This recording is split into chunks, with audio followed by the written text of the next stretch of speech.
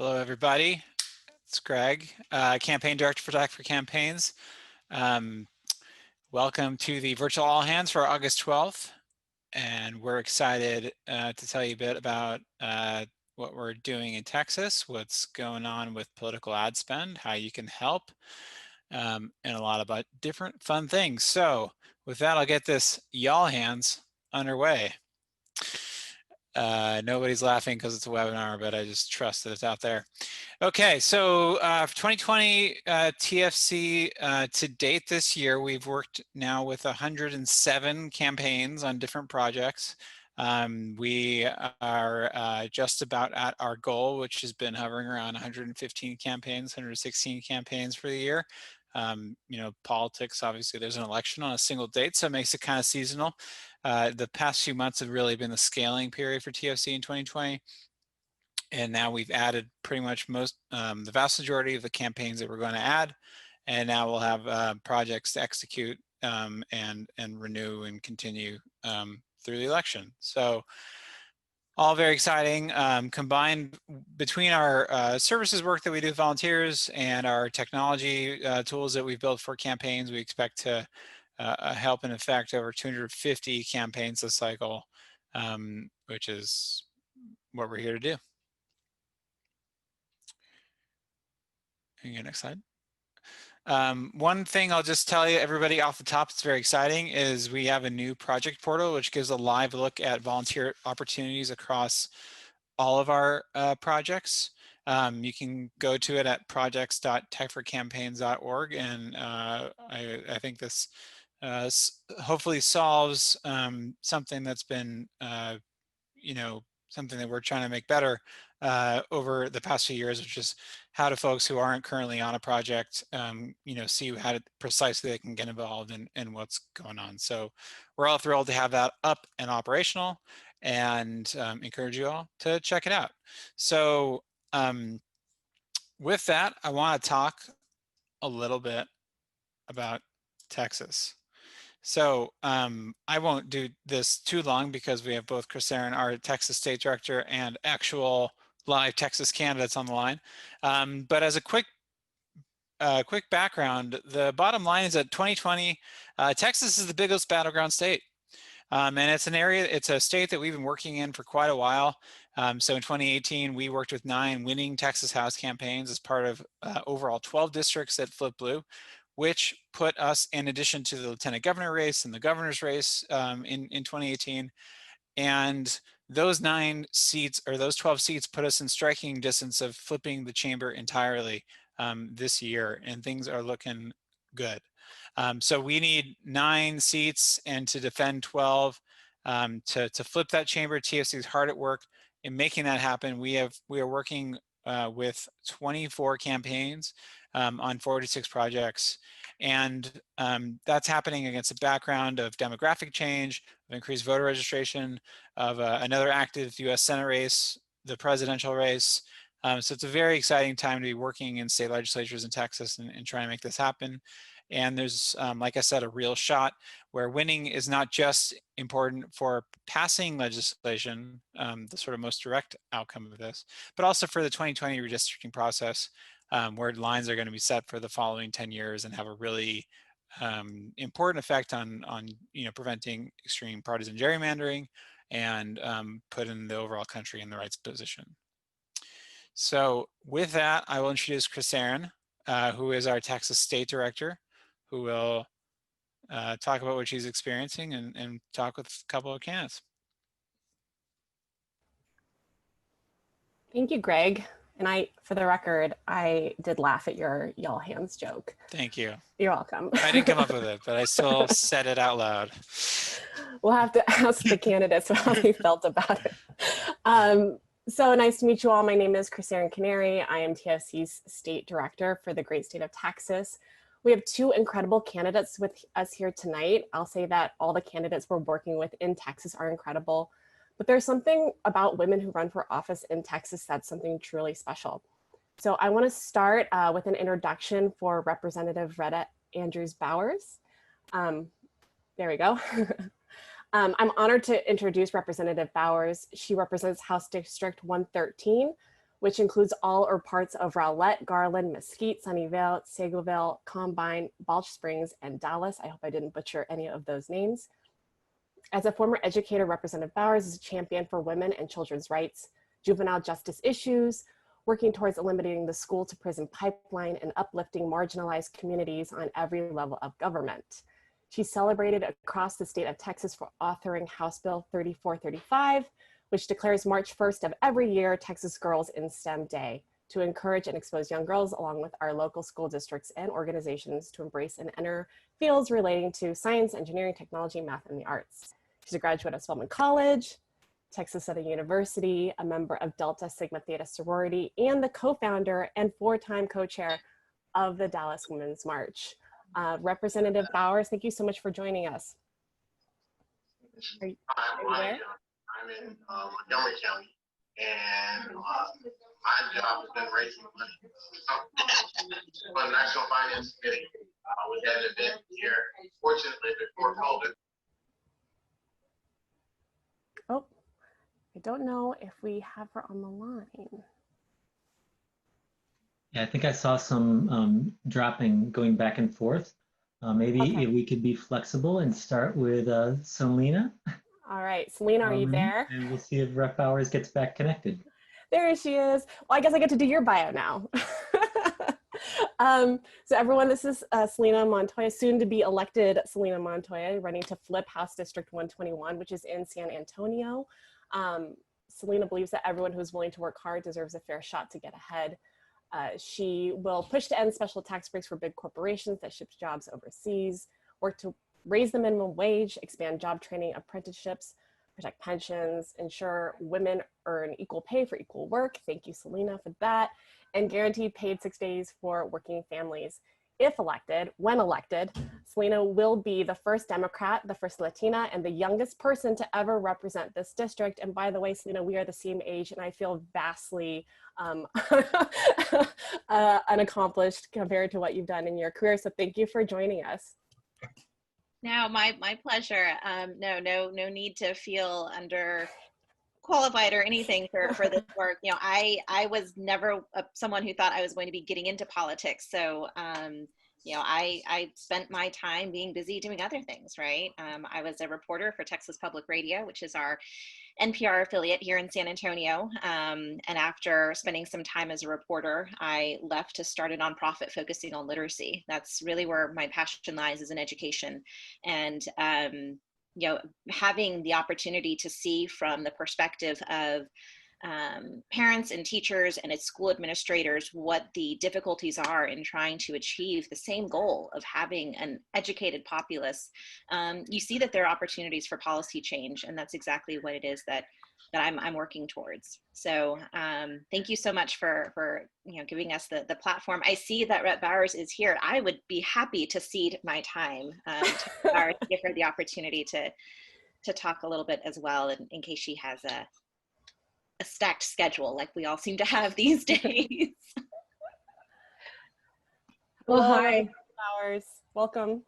Thank you, Chris Aaron. Thank you. And thank you, Selena. You are learning very early how to navigate this space. And I look forward to working with you in the Texas House. And so thank you so much. And pardon me, as Selena was saying, we do have so many things on the calendar. And I just hopped off a Biden delegate Zoom to get on this one. And, you know, with great gerrymandering in this state, unfortunately,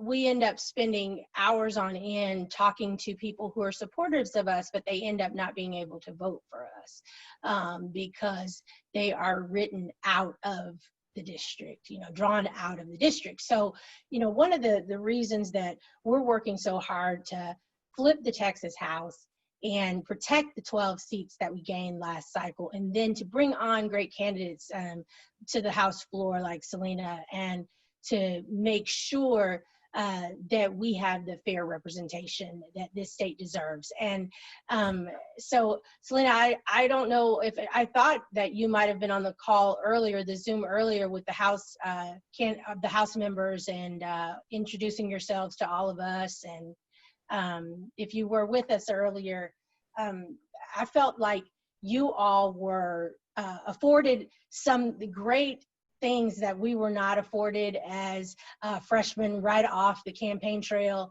last cycle. And they talked about how great you all and at what congressional caliber you all are running your campaigns. And I feel like, you know, we gave it our best last cycle. This cycle, when you look at Tech for Campaigns and us having the opportunity to work with you guys, it's just been wonderful because we have the wherewithal to present ourselves in a much more professional way and professional platform.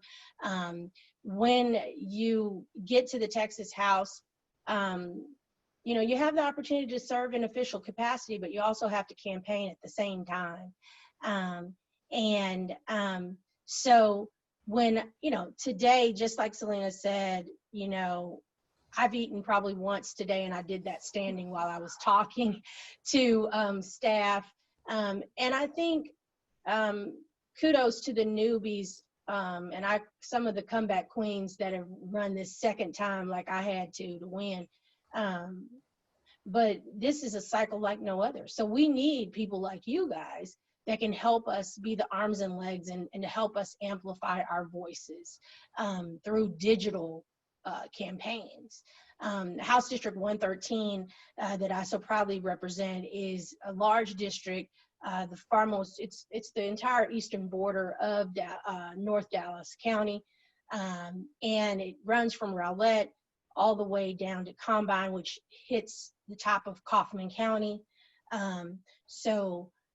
You know, I've got 8 cities, 4 school districts that you continue to try to serve during a pandemic to make sure people are thriving, but then, you know, to campaign to make sure you stay and you get back. So we're so grateful to have had in this cycle the brain power of Tech for Campaigns that is a writing tool that is only making us that much better. And so if you're thinking about getting involved, we're just, you know, we have enjoyed the work that we're doing with Chris Aaron and with Scott and Ethan and everyone there already because, and Laura, because, you know, when you think you have,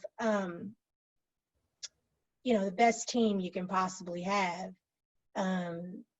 you know, you never turn good help away. So I'm gonna really end there because, you know, we've started to do some work, and I think a lot of the ways, I think people have questions, so a lot of the ways that Chris Aaron, you all are able to help us and help us streamline what we're already doing. I mean, you know, I don't know about you, Selena, but we had this email we were putting out that probably had 4 different sections, and it was trying to give them too much information. And I think once they told us, you know, hey, after people, you know, get on overload, they're not even really tuned in, you know, you lose them. So some of the great things that you guys have been able to help us do, you know, I just have to say thank you.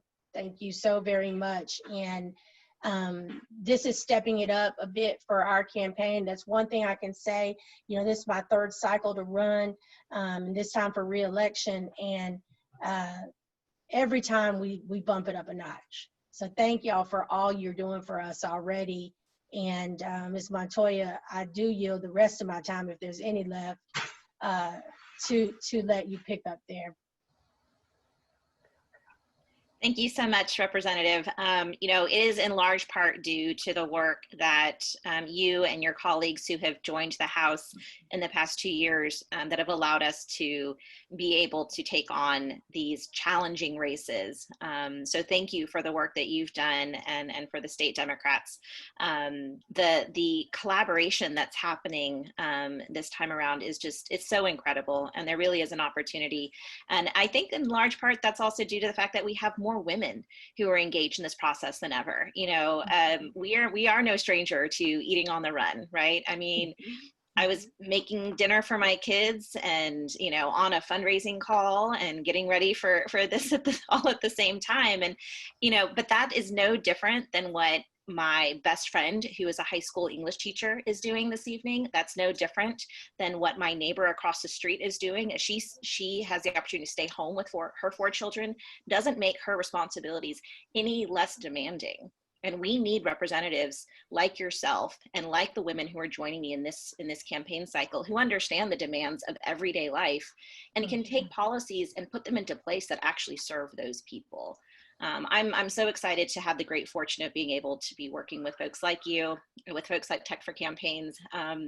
My team is great. I got to brag on them just a little bit. Chris, Aaron, you've brought us together with some really great people, you know, Fang, Chris, Spencer, Spence, I don't know if we can call him Spence now, you know, we've gotten to be, you know, close as we've started, you know, to work together, know each other's voices, understand each other's, you know, work cycles and quirks, and they have just been so incredible, and they have absolutely taken this campaign up to the next level. There's no doubt about that. And the amount of insight that they've been able to provide and the strategy that they are able to implement has been absolutely critical, especially during a time when we do not have the capacity to go and knock on those doors. These emails, these text campaigns, all these things that we're trying to employ to reach out to people are absolutely critical. And, you know, to do that with a voice that still feels authentic, you know, I so appreciate just how much the team is as much about listening as they are about communicating out the message. And it's very comforting to be a part of a group like that. So thank you for putting that together. And for those of you who haven't had an opportunity to join onto a team or who are looking to do that, you know, I think that this is a year in 2020 where, you know, you might be looking back and asking yourself, did I do everything I can to make sure that we, you know, left it all on the table, left it all on the field, and am I a part of this winning team, this winning effort? Because I have so much optimism about this. And my husband will probably tell you, I'm not a naturally optimistic person. And yet what we're seeing just in terms of enthusiasm and momentum and engagement is just, it's incredible. So thank you for allowing me to be a part of it. Well, I'm going to ask you a question about optimism. So hopefully, we can find some good things to chat about. So San Antonio and indeed Texas has been Republican for the last 20 years. As you said, if you win this district, you'll be the first Democrat, I believe, to win the seat. So why is this the year to flip your district and maybe even the state? What makes you hopeful about the future of Texas? Thank you for that. You know, I was one of those people who ran in 2018. My seat was an open seat. It once belonged to the Speaker of the House, which is a very significant and influential role here in Texas. But when he announced he was not going to run again, I seemed to be the only Democrat who seriously took a turn at making this into a race. And I realized, though, that it was not likely going to happen in one shot. I was prepared for this to be something that would be a part of the long haul. And lo and behold, you know, with Beto at the top of the ticket for us, with some very strong Democrats running for Democratic governor, lieutenant governor, and whatnot, we had some good momentum going through the 2018 midterms. In fact, election night, it was too close to call in this race, which was more than I could have asked for, frankly. But come the next morning, found out that my opponent took the win, and that same day we went straight back to work. Started working on other campaigns that were opportunities for local candidates to start promoting themselves and engaging in the community. But as we've gotten closer to 2020, some of the things we found, I have the great opportunity of, again, working with some amazing women. MJ Hager is running in this round as well. 80% of our district is in the same, shares boundaries with Wendy Davis. We've got Gina Ortiz-Jones, who's also running and building up so much momentum. Krista Castañeda is running for Railroad Commissioner. We've got some great women who are challenging on the Supreme Court. This is a year of powerful, heavy hitters who are very serious about making this a win. Put on top of that the fact that we had more Democrats turn out for primary votes and for runoff votes than we had Republicans in this district. We've registered more than 14,000 new registrants, new voters in this district. We've also identified an additional 4,000 folks who just kind of stopped voting, had become disengaged, life happened. It wasn't their number one thing to do when it came time, and we've re-engaged them as well, again, through partnerships. So I see that there's a great opportunity here because of the fact that we're seeing so much collaboration, and that's, I think, the number one word here. That's great. That's so exciting to hear. Representative Bowers, I had a question for you. They say, how Texas goes, so goes the nation. And I'd love to hear what you can tell the TFC volunteers who are working on competitive races in Texas and in other battleground districts about the issues your constituents are most concerned with. I think as progressives, we have these big things that we really focus a lot on, whether it is reproductive rights, the Black Lives Matter movement, climate change. But what I've noticed working with both yours and Selena's campaigns, when we talk about what Texans are passionate about, it's really basic needs and the things that are going to affect their daily lives. So I'm wondering if what are the issues you need to talk about to win the support of your constituents and that you think translate to all of these, really tough battleground districts? Okay. Thank you. Thank you for the question. And thank you too for the opportunity to share about that, because, that is one of the things that is so very true, that you have to, I can only do my best job in serving my constituency if I know what their needs are. And if I do know, I'm connected to the community. That's the best way to serve and to vote your district as well when you are in elected office and public office. So that truly, when I set out on this journey, I'm like Selena, and I did not ever plan to run for office. I do come from a political family, though. My mother ran for the Texas House back in the late 80s. She ran on the wrong side of the road in the aisle, if I can say that. She's still Republican. I'm trying to turn her every day I can. I work hard at it. I had to make sure she was going to vote for President Obama in 08 and 12, and she did. But I sat her down on my grandmother's couch to make sure she did, and because she did run on a Republican ticket, and she worked with Senator Kay Bailey Hutchinson and the Bush family, so she was really well connected with them, and I campaigned hard for my mom. And I never wanted to pick this torch up. But when you're connected to community, I believe in blooming where you're planted. And so I'm a native Houstonian that serves in Dallas County. It's hard for me to believe that I'm a Dallas cowgirl now, that I was raised as a Houston Oiler. And I never imagined I would live in Dallas and love Dallas the way I do. But we all have the same basic needs. Like, this is Chrisanne, we truly all want quality, we want access to quality health care and affordable health care, especially in a time of COVID. We all want the best neighborhood schools for our children. We all want the best, great jobs that provide a livable wage so we can keep a roof over our families' head and food on the table. And so I have always, my platform always has revolved around investment in public education, primarily, and then healthcare, and then jobs.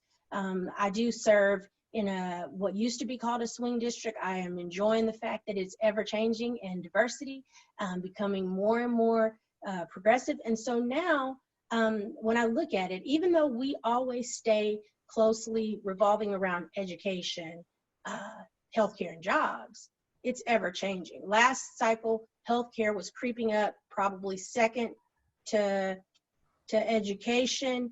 And Now we're looking at, of course, education usually remains the top. We know families want to get their kids back to school as safe as possible and back in a face-to-face capacity. And so we work hard to make sure we are pushing, working with our ISDs and TEA to make that happen. Right now, the beautiful thing that happened is that people are finally realizing that Black lives do matter. And,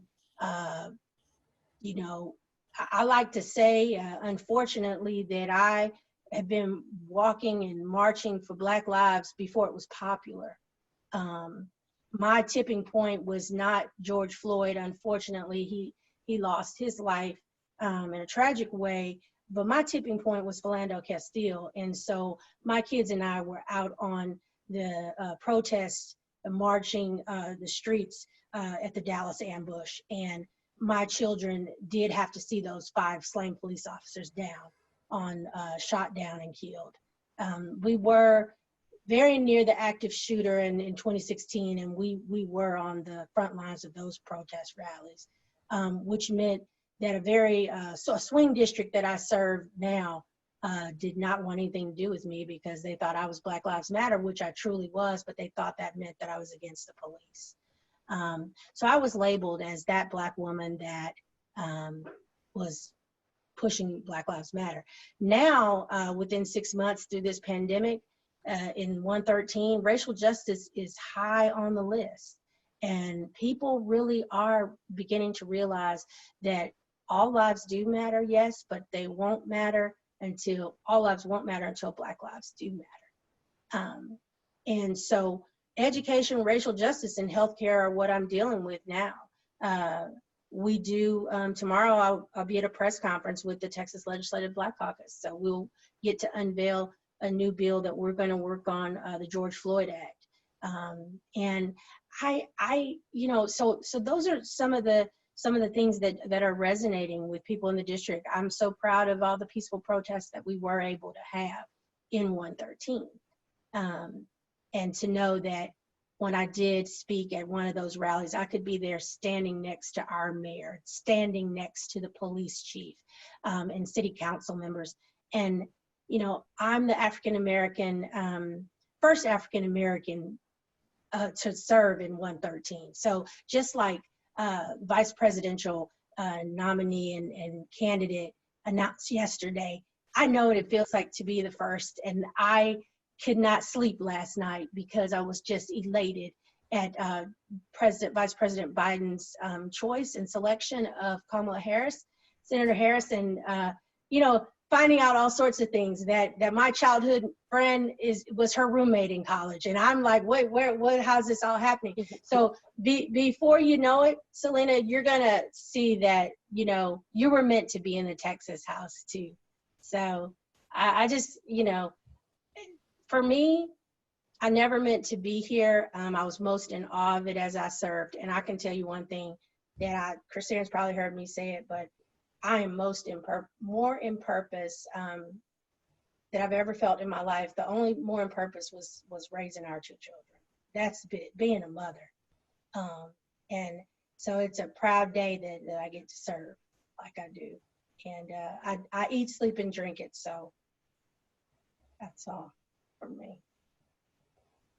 That was wonderful. Thank you both for the kind words you shared with us about the team and the work that we're doing for you. Obviously, we are honored to be doing this work, and you are both incredible. And we're going to help you win this time around for Selena, and again for Representative Bowers. Briefly, we're going to open it up to some questions, but do you want to let the people know where they can find out more information about you and donate to your campaigns? Sure. Want to go, or you want me to go? I can go fast. I promise I won't be long. But you can certainly go to rhettabowers.com to find out more about the work that we're doing and our campaign. And of course, We do have a link. I can put the link, try to share the link of where you can get involved or donate to our campaign. You guys are donating your time, so I don't want to ask you to donate hard-earned dollars, but the sweat equity is appreciated.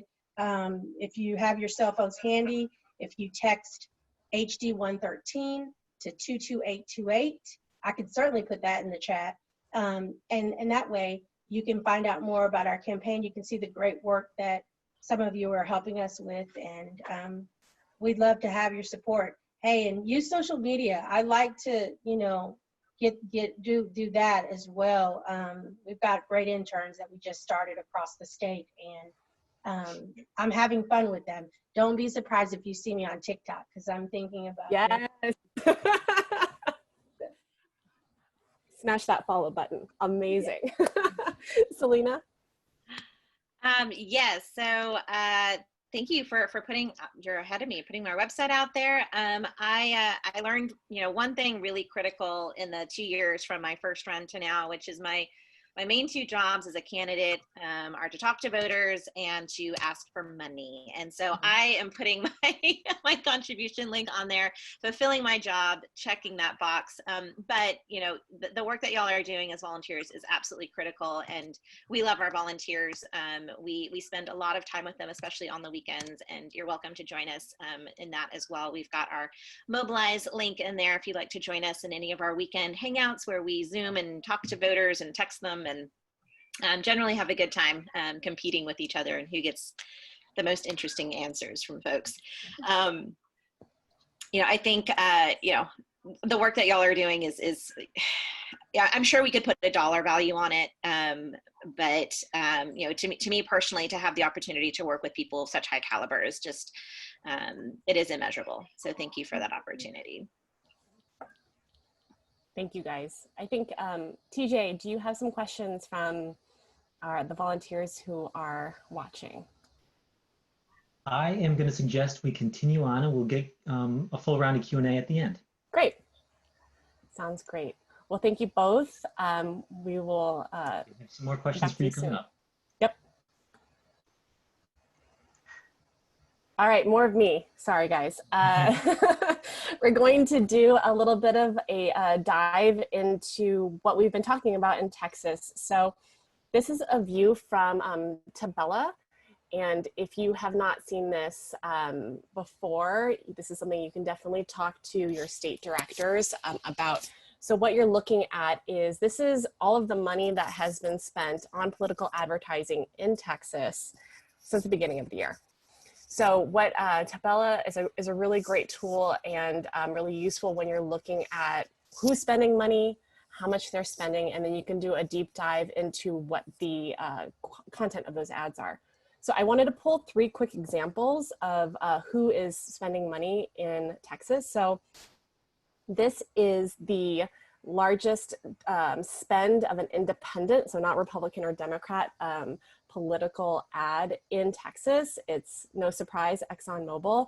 So you can see that they're data gathering and list building in advance of lobbying against climate policy in the state. And the name is Tabella. I just saw Lisa ask. And again, if you guys have questions about this, ask your state director. They definitely can give you an overview of the tool and how it can be useful to the projects that you're working on. So the next example that we have is a Donald Trump ad. And so you can see that Trump isn't using state-specific messaging, but kind of spraying and praying his corrupt Democrats and anti-Nancy Pelosi message. Although I know from some recent polls that we've conducted that Nancy Pelosi isn't terribly popular in Texas or amongst Republicans in general. So definitely some strategy there. You can see that he's also doing some list building. So there's a sign up call to action. He wants you to complete a survey about how corrupt Democrats are. And then lastly, we have our candidate, Joe Biden, who is doing some messaging around state-specific information. And this is something that you'll see when we move to the next slide that we used as an example for an email. So here you have Joe-mentum messaging happening. So you can see that we're getting really close, and especially in Texas, Joe's doing really well. And the idea is, can you help us close the gap? Can you help us take the lead? And showing that there is a feasible chance to turn these seats or turn these states in the upcoming election. And this is a donate call to action. So moving on to email, we have emails from both Representative Bowers and Selena as examples. You know, in terms of topics that we're focusing on in Texas and that I'm trying to get the teams that I'm working with to focus on, obviously back to school is really important. There was a Texas Tribune article that came out that said it's the most important topic to be talking about in the state. So this is a one question poll that we did for Representative Bowers. Should children attend face-to-face learning next month? We actually did this also for Representative Busey and saw a three times increase in engagement with this poll than previous surveys.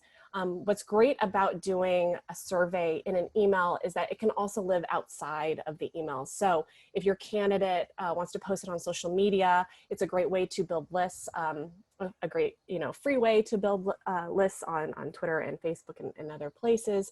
It's really easy to answer one question. I think once you start incorporating more questions, the participation and completion rate of the survey goes down.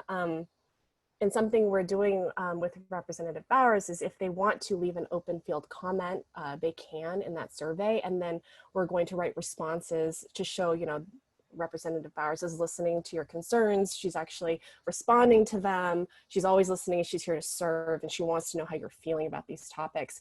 So back to school, definitely top of mind for everybody in the country, including myself, who has a daughter starting first grade on Tuesday. So the next one's polling and momentum. And you can see it's a little bit small here on the slide, but we really borrowed from Biden's ads from the previous slide example. But the only difference is that Selena's up 7 points from her Republican opponent. So really excited to see that. So this is really, San Antonio has been Republican for 20 years. If she wins, it is going to be a huge deal for her district. So communicating to her district that this is not a moonshot, this is going to happen, and we need you to join our campaign. We need you to help us with our momentum, volunteer, donate, become a part of this, and it's bigger than, than just our small, our just district. So I think that's really important. As much as you can prove to people that it's gonna happen, the more you can use that for momentum and driving donations. The last example I have here, and I will make one more point just after this, is this is an email from Representative Busey's campaign. This team is really excellent. It was the first team I started working with at TFC, and Trevor, who is the email marketer on this, or one of the email marketers on this campaign, is leaving. So I'm really sad to see him go. And John as well, the data analyst, is having a baby, or his wife's having a baby. So we're losing 2 members of that team. So if anyone wants to join this team, we're restaffing these positions as a quick little call out. Anyhow, this is a really good example that you don't need to write a novel to fundraise in an email, and use graphic examples and a very clear call to action, especially for a dollar amount. Any urgency that you can build into your messaging is great, even if it's, we're very close to our target. And this email actually went to first time or non-donors, and that's why the ask was smaller. We also sent it to high donors and asked for more money, much larger dollar amount. So yeah, that's just a great, I think, fundraising example. And then the last pitch that I will say that we are trying to do with our email programs in Texas is coming up with some proactive messaging around issues and what the candidate stands for, instead of reactive messaging. So, it's really easy to get into a habit of responding to what's going on in the news. It's what we've been conditioned to do since Trump took office, just because there's something happening every day. So for us, as we are thinking about the content that we are creating for our candidates, we are the strategists. We are the people who are coming in. We need to be thinking long-term about how we're going to start building up the image and presenting the issues to the list from now until election day. So while it is really important to respond to TEA, which is the Texas Education Agency releasing new guidelines for kids going back to school. Of course, we want to talk about that, but we also need to start talking about what the candidate's going to do about these issues. What's the solution that they're going to bring, and what kind of person, if they're running to flip, they're going to be on day one in that job. Because you really want to paint that I have a plan for what I'm going to do when I am, representing this district, or, really talking about if you are running for re-election, the things that you have done in your record to show, that I'm here for you and that this is important to me, and here's my record, and continue to support my campaign. So as much proactive messaging as possible rather than reactive, getting ahead of the message. And that also is going to make your life easier because you're not going to be waiting for something to happen to create content. So that's my pitch for content. And then the last one is email marketers. We need them.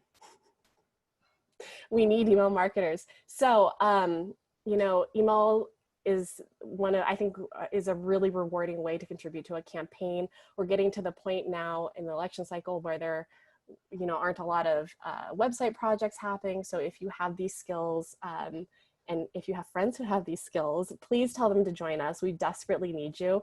We have a bunch of really great candidates whose email programs are getting off the ground. So we'd really appreciate you joining us and helping out with these projects.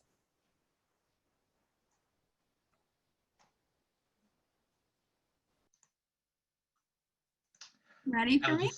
I will just do a quick transfer over to our Chief of Staff. Stephanie, would you like to give us a little update on ads and spend? Sure. Hi all, thanks for coming tonight.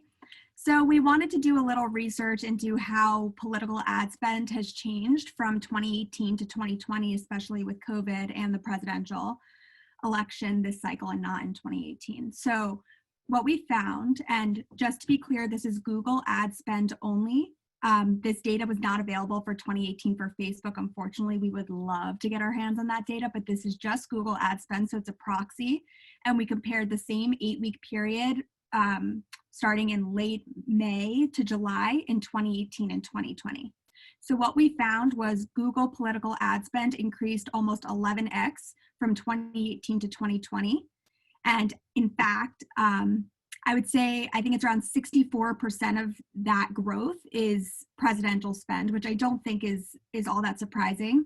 What you can see on the right here is that also unsurprisingly, this is very much driven by Trump. He is in 2020 during this 8-week period, spending almost 2 times as much as Biden on Google. You can go to the next slide.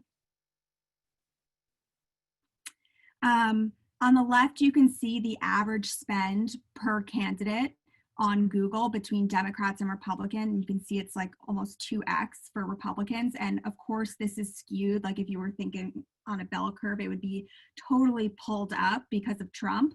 But he's spending so much that the average is pulled up so high. And then we can talk media mix for a sec on the right here. We actually expected for a large amount of the growth to be driven by video, but in fact, image, growth on image, which I would say, like if you're reading the New York Times and you see an ad there, that would be what I would call an image ad. They call it display for Google ad spend. Image grew the most, and what's interesting is that the large majority of growth in image ad spend came from Republicans, whereas the inverse is true for video. We saw more growth coming from Democrats in video. Text ads, so when you're searching on Google, the ads that show up there, that was about even split between Democrats and Republicans. That's it for me. I want to be conscious of time. I know we want to leave time for questions. So thank you, and you can certainly ask questions in the Q&A if you have any. You're on mute still, TJ. Thank you very much, Stephanie. So I will definitely reiterate that if anybody has experience as an email marketer, or if anybody is interested in asking questions about any of the content we've had, post them in the chat. I see some coming in already. We'll answer anything we can in the chat, anything that's appropriate for discussion. If you have questions about the ads, more questions for our awesome Texas candidates, please put them in there too, and we'll get to them in just a minute. The 2 slides that I'd like to wrap up with First is just a reminder, Greg mentioned our new tool earlier, projects.techforcampaign.org. You can find all of the projects that we're currently staffing. Right now, we have several email in there. We have a lot of ads that will be starting in the coming days and continuing on for coming weeks. And then in early September, you'll see a lot of texting projects come in. There is only 1 month left to start new projects. So if you're planning to volunteer, make sure you get in the queue and take a look. We will still post projects in our Wednesday newsletter, in our new projects Slack channel, and send invites directly. And the last sort of reminder of how you can help, bring a friend. We find some of our best team members are the people that you know who have the skills that are needed to succeed most in our projects. Share Tech for Campaigns on social media, share it with your networks. When you do get a volunteer opportunity that you're interested in, apply quickly. We staff our projects in less than 7 days. When I looked at our internal KPI on Tuesday morning, we were at 4.5 days to fill projects. So they're filling up quickly, and teams are doing great work for our candidates. Act fast to make an impact. And the last part, I will also, like Selena, ask for your volunteer time and your volunteer dollars. Everything we do is important because we have such a small team and a small budget. Every dollar you give lets us help an extra candidate. So please consider contributing not just your time, but also your money. We very much appreciate that. And with that, I will turn to the team and our panel and take a couple questions. So one of the questions that I've seen, and I think this is good for either candidate, is there an example where you've seen a state legislator who has used social media very well to reach constituents and voters in this COVID era? Yeah, there was a video done by a group of women who are running that I was really impressed with. So it was Elizabeth Beck, Natalie Hurtado, Akila Basie, and Elisa Simmons. And they just had a really creative way of passing on their piece of mail. I'll see if I can find it, but it was cute, it was clever, it was relatable, and it was one of those that I thought, really was easy to share and engage with. So they're doing great. Another one that I really admire is Joanna Kadanak. She is also running in the Dallas area. She lost her race by only 220 votes. And she is one hardworking lady. I'm in awe of everything she does. And she serves not only as a self-promoter on her pages, but she's really great about sharing information that's relevant, right? And she's thinking of it in terms of, well, what's relevant to me as a parent, as an educator, as a Texan.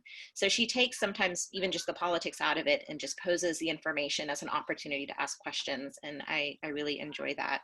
And if I got to toot my own horn, I will say, social media is not my forte. Even as an elder millennial, it's just not. It hasn't been my bag. But I think our consistency has been great, right? So since the beginning of lockdown, back in March, every Wednesday, we've been doing Facebook Live meetings, reaching out to people, providing information. So we started out, actually every Friday, we started with information, and it was really based on everything from, mental health, coping mechanisms and resources to Texas Workforce Commission, how to find employment benefits, talking about redistricting and the census and everything. And then every Wednesday, we've added on a very quick, short campaign update. It's me, my team, our interns. It's interactive, it's fun, but we do it every week. And I think consistency a lot of times is key. I popped in for some of that today. It was great.